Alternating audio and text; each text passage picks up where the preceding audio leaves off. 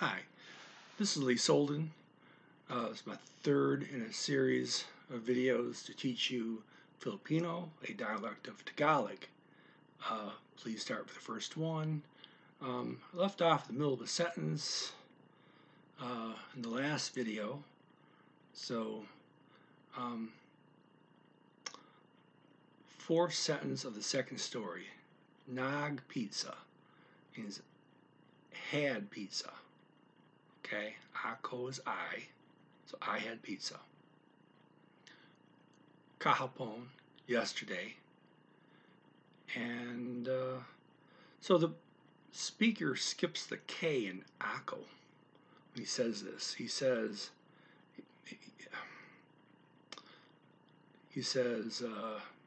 nag pizza o kahapon. Okay, so he contracts the ako kahapon to o kahapon. Kind of hear the word I in there. Think about it, but anyway. So examining this sentence, we see some more Taglish here, combination of Tagalog and English. Nag pizza.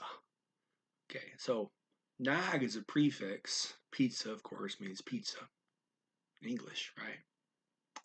Well, to make an infinitive, one way to make an infinitive is to add the mag, mag, M-A-G, mag suffix, mag prefix.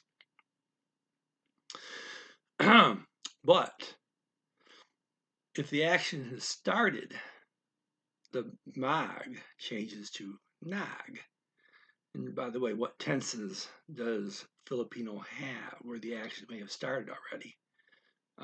Past tense, well, it's not only started, it's finished, right? So completed action is what they call their past tense. Okay, well, if the action is completed, it certainly started. It started and completed. And you have this signal, the mag changing to nag. There's four types of verbs in Filipino.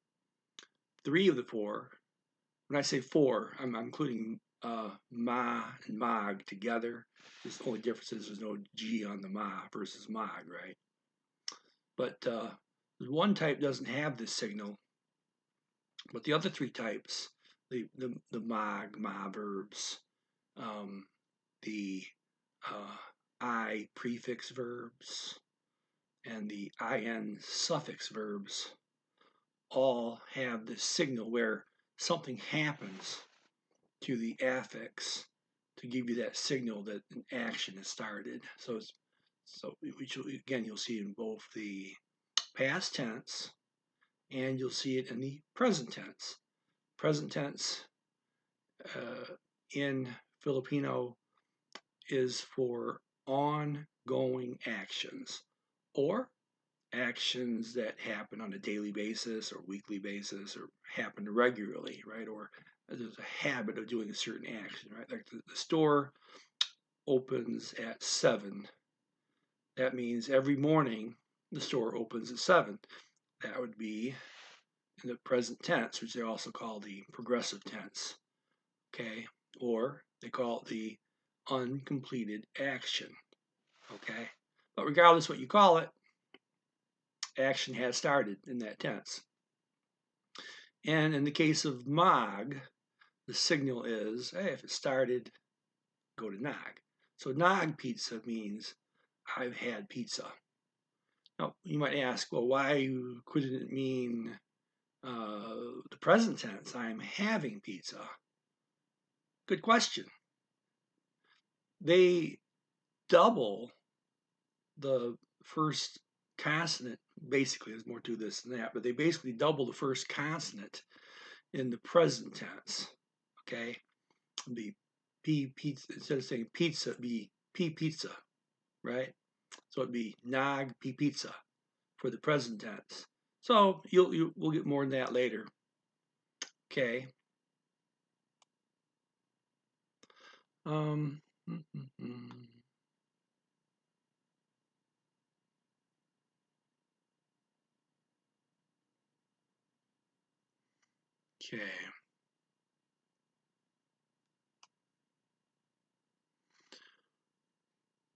Okay. Mag as well as ma verbs and infix verbs are all actor based. So somebody is eating a pizza rather than object based would be the pizza is being eaten by somebody. You can see the difference there. Okay, listen to that a few times, and you'll see this over and over again over these lessons. Anyway, okay, so this is nog pizza past tense form. Notice two things: the normal prefix to make a mag verb got changed to nog. There was no doubling of letters at the beginning of the base word pizza. It would be pizza if they had done the doubling. Okay. Now, so let's examine what is going on. Most verb types, except for verbs, have a built-in signal that the action has started. For mag verbs, that is changing mag to nog. For ma verbs, it changes from ma to na. So, which Filipino verb tenses are for actions that have started? The answer, two of them. Past tense, where the action is not just started but also finished, and the present tense, which is for actions that started but not completed, including actions that occur daily, such as your local store opening at 10 a.m. each morning. Okay, second, and this is more of a memory trick based on English grammar. What two tenses does English use to represent the future? Okay, the murky future, right? You can't see what's going on in the future. It's kind of hard to see, right? You don't have your future. You don't have your future glasses on, right? So the future's kind of murky. In English, we use two different tenses to represent the future. One is the future tense, of course. Okay, but the other one we use is the present tense, such as I am going to the store. Okay, well, that sounds like a present tense, right? But what if you add the word tomorrow? I am going to the store tomorrow. Now it becomes the future tense. So this is, again, this is a memory trick based on English grammar. Okay, you know how to represent the future tense in English, right? Either use the present tense, add a time reference in the future, or just use the future tense, okay? So think of those two tenses as the murky tense, two tenses that can represent the murky future. Now, in those two tenses, present tense and future tense, Filipino doubles the letters in the base word. Well, what happens if they double those letters? To an English speaker, they're going like, well, that kind of makes the whole situation kind of murky, doesn't it? I mean, they doubled those letters in the base word. Okay, so that's murkier. It's now murkier. They was murked up the word a bit for you, right? Well, think of murky. They murked it up. Oh, that's for the murky future things we use for future tense. Oh yeah, in English, well, future tense, we use the future tense and we use the present tense by putting in a future time reference like tomorrow or next week. Okay, I'm going to the store next week. Okay. Okay, I'm going to avoid making a joke. Okay, you're lucky. My jokes are horrible. Okay. The future tense, of course, plus the present tense by adding a future reference in the sentence. I am going to the store tomorrow. So remember this memory trick that in Filipino, the future and present tenses always involve doubling the letters found in the base word, and I mean always. In this case, all four types, the ma, mag, the I prefix, the in suffix, and the infix, they all have a way, excuse me, they all double the base word for both the future and present tense. It's 100% across the board, okay? Now, But I would caution you this. That's assuming that they are conjugating the verb. They do not always conjugate verbs at all. Sometimes they don't bother to conjugate a verb. Sometimes a base word, like the word appears, which you'll see later, Makita, means looks, and that's, oh no, that's not a good example. Okay, I can't think of a good example right now. We'll be seeing some as I go on here. Sometimes they simply use the verb unconjugated. They don't add any prefix, infix, or anything to it. Okay, so there are verbs out there where you're not going to see any of the above. You're not going to see any affix added. You're not going to see any doubling of the letters. They're just going to use the verb, and they might make it. In that case, it make it present tense or past tense by putting the present or past. They can make it future tense by throwing in a future time reference, or make it past tense by throwing in a past time reference, and never do it. There's no doubling, because they're not even conjugating the verb at all. Okay, so I think first few lessons there's probably 10 different verbs where they're conjugated, and like 3 that are not. Something like that. It's a lot more conjugated ones you see than non-conjugated. Okay. And I might have confused some of you in all this. Remember that memory trick, we're talking about the English. The future is represented by the murky future is represented by present tense with a future time reference and by the future tense, right? Why would it confuse you a little bit? Well, I just told you sometimes Filipino represents the future by putting in a future time reference, or the past by putting in putting a past time reference. Okay, but that has nothing to do with the conjugation. When the conjugation, if they conjugate something, you already know if it's the future or the past by the way they conjugate it.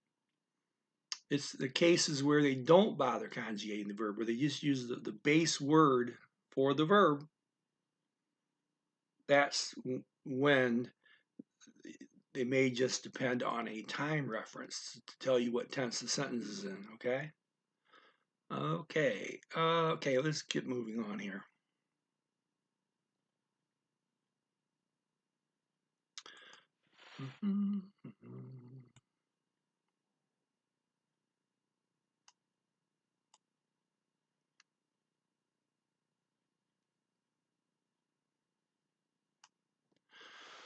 Okay, note the infinitive form needs no memory trick, as you need to know how to form the infinitive. The to form, and people that know English grammar call that the infinitive, the to, like to go. That's the infinitive form of go. Okay. So you need to know how to make the infinitives from the base word. The infinitive is also the command form, the imperative form. For verbs, the infinitive is also the past tense. Remember I told you doesn't have that any kind of a signal that the action started? Well, part of the problem is, well, the past tense is the infinitive. So there can't be a signal there, right? So is kind of the odd one out from the other types. There's a few different things that you'll see different about the verbs. Keep going here. Okay, forming infinitives never involves doubling letters, but is just a matter of adding the right prefix, suffix, or infix. Okay, prefix goes before the word, suffix goes after the word, infix goes inside the word. Okay. Collectively, prefixes, suffixes, and infixes are known as affixes.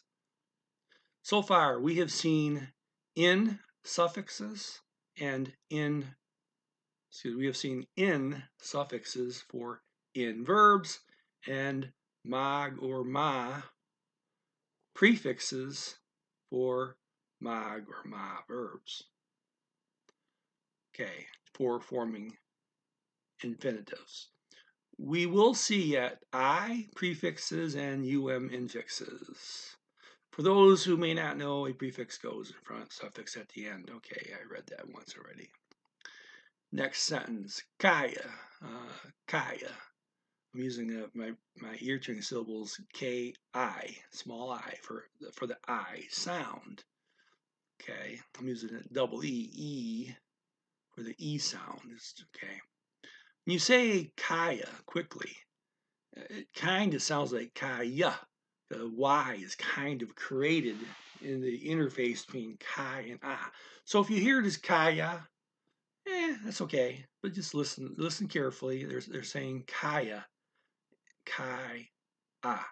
But then the yeah is kind of getting created as the interface between those two syllables. Okay.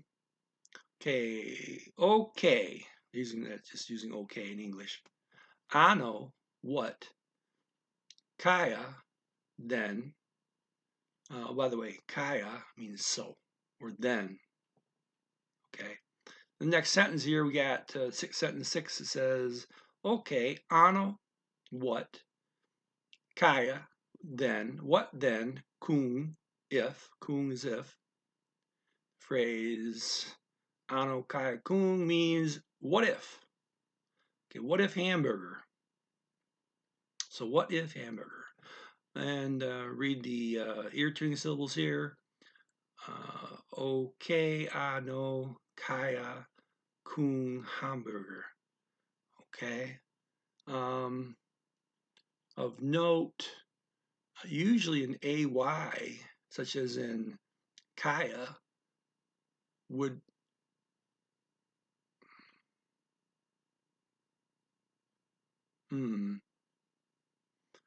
usually that AY is an I sound, but we'll see later, maybe we've already seen it once, where it could be an A. So I use AY to represent the A sound, and I use an I for I. Okay. Go on to sentence number 7. Okay, sentence 7. The C's sentence 2. They're repeating a lot there. I will read the ear tuning syllables. Mukang masarap. Okay, 8. It says okay. And C sentence 3. The ear tuning syllables though are sige, yun ang orderin ko. Okay. Say more vocabulary from the lesson.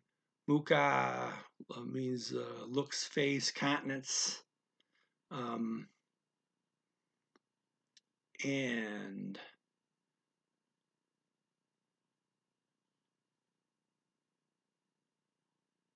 so here was a case where they use the base verb. They did not conjugate mukha.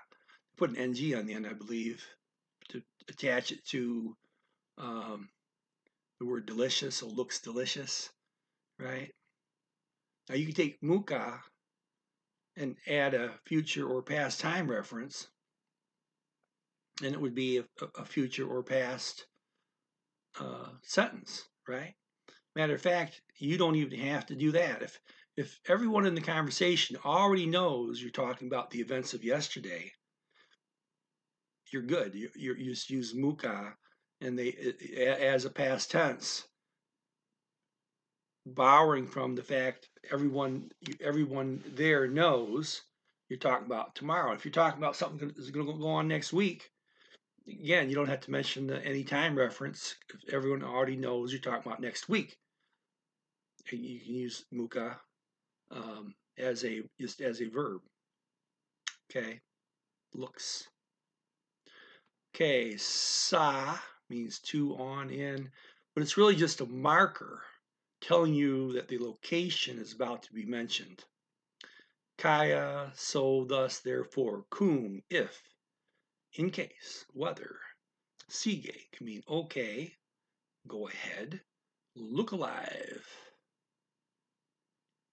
Another way to say sounds delicious is tunog na masarap.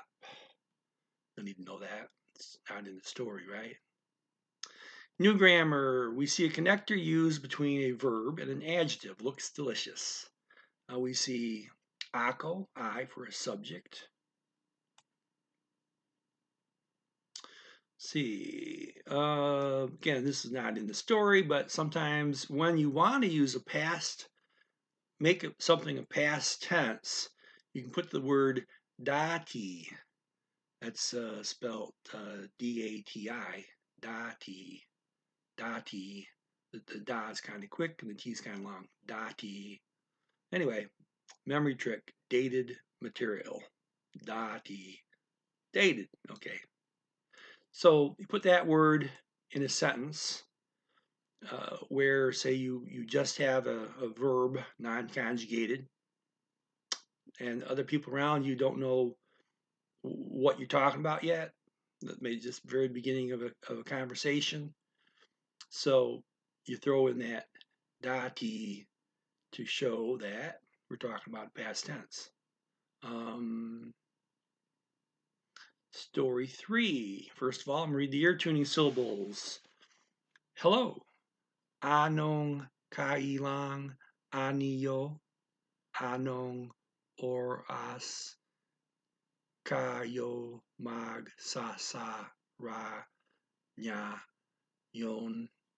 Nagsasara kami ng alas 6. Pero pumunta na kayo bago mang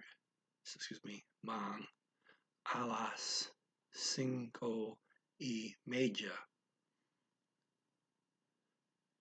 Medya. Okay. Kay salamat.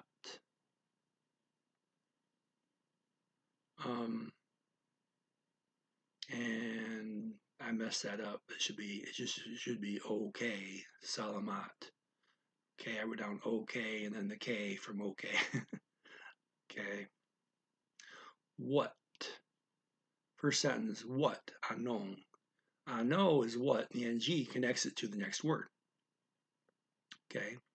Next word is need. Kailangan. Kailangan.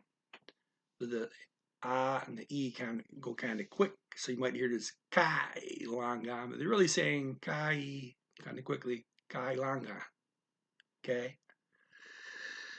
Means need. Another case of an unconjugated verb, just using the base form. Okay. So what need? Anong kailangan? You, niyo. You can say nyo. Again, this is one of those cases where theoretically it's nyo, but say it quickly, nyo, nyo, or nyo. And no one will say anything. They actually spell it N-Y-O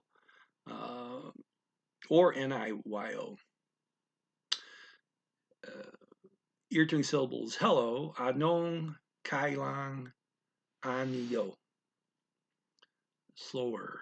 Anong kailang aniyo. What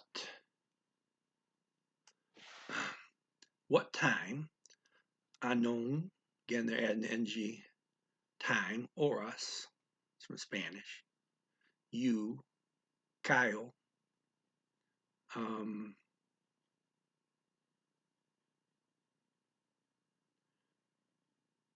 Will close. Magsasara. Magsasara. Oh, I said it right. Okay, I thought I made a mistake.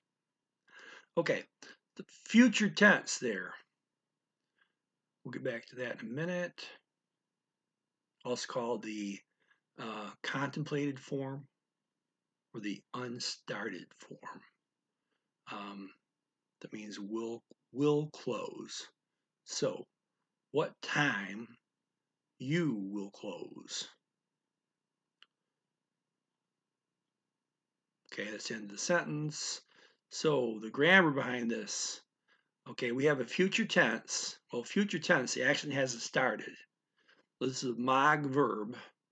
Okay, so it's going to stay mag.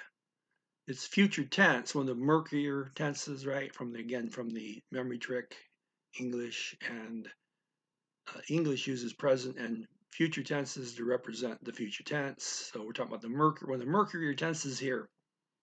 So the base word is Sarah. We're going to go from Sarah, we're going to go Sasara, and keep the mag prefix because there's no action started. This is a future tense. It's an unstarted action, they call it, right? So mag sasara will close. Okay.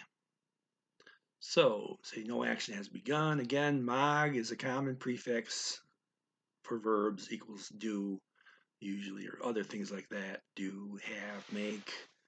It's the root of the verb Sarah that gets doubled. Sarah means a lock. Okay. Sarah goes to Sasara, then to Mag Sasara. Okay. And then today, Nagayon, excuse me, Nyayon. It's two syllables, NGA. The NG is a ny. So Nyayon. Nyayon. Today. See here, doubling for the murky future. Read the ear-turning syllables. Anong oras kayo mang sa Sarah ngayon. Okay. Sentence 3. We close daily.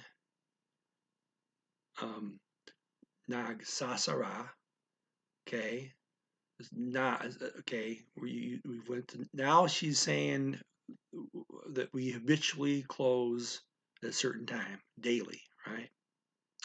Nag. Well, they're using a present tense, which is the action started, right? I mean, they opened yesterday, didn't they?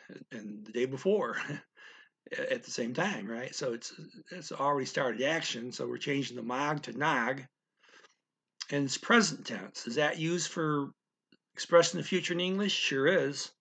So we got to double the sa and Sarah to make it sasara.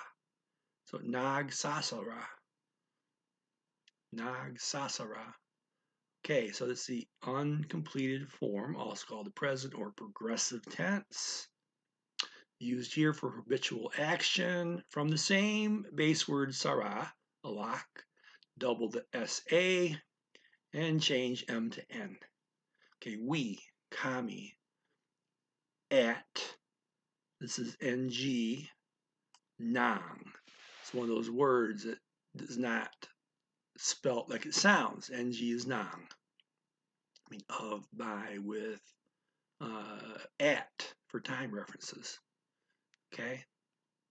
6 o'clock, a la sais, using some Spanish.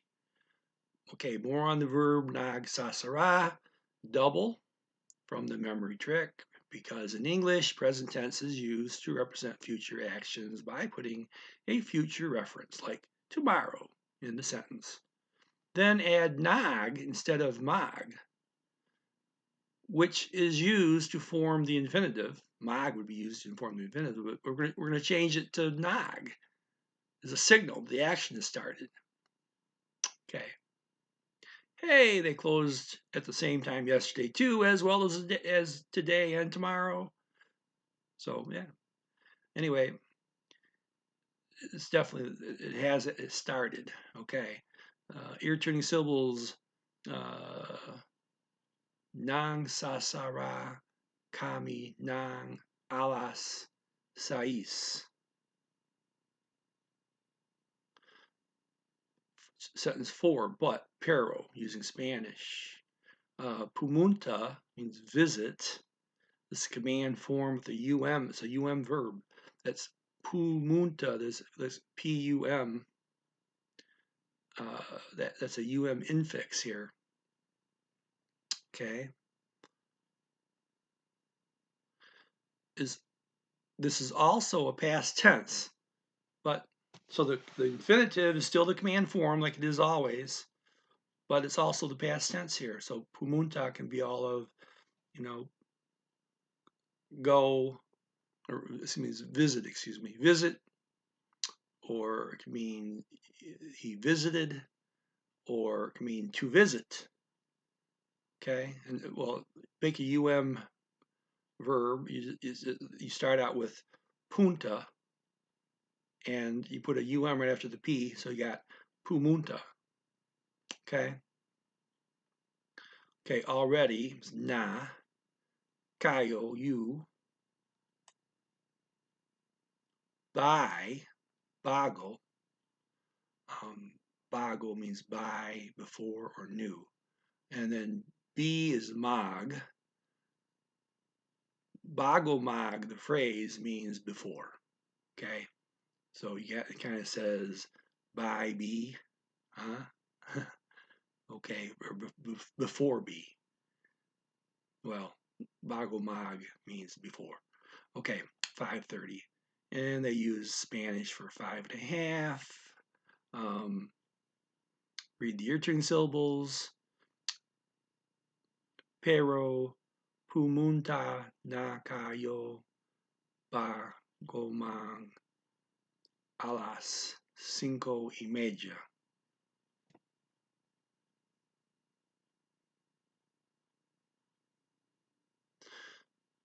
Salamat, thank you. You add po to show politeness, particularly to people older than you. Okay. Salamat. Okay. New grammar. We see two verb forms, the unstarted form. Already covered that. Covered it. We've still not seen any examples of the completed form, which is the past tense. And we see another case where a verb is being used unconjugated in kailangan. Okay. This, by the way, can be made into an IN verb by simply putting IN on the end of that to make it to need. Okay. That would be kailanganin. Sorry. Kailanganin. Better. Okay. Okay, that's it for today. So we're through the first 3 stories. This is Lee Solden. If you like this, please share. Please hit the like button. Subscribe to my channel. Tell your friends about this. Leave comments. Tell me who you are. Everyone have a great day. Bye-bye.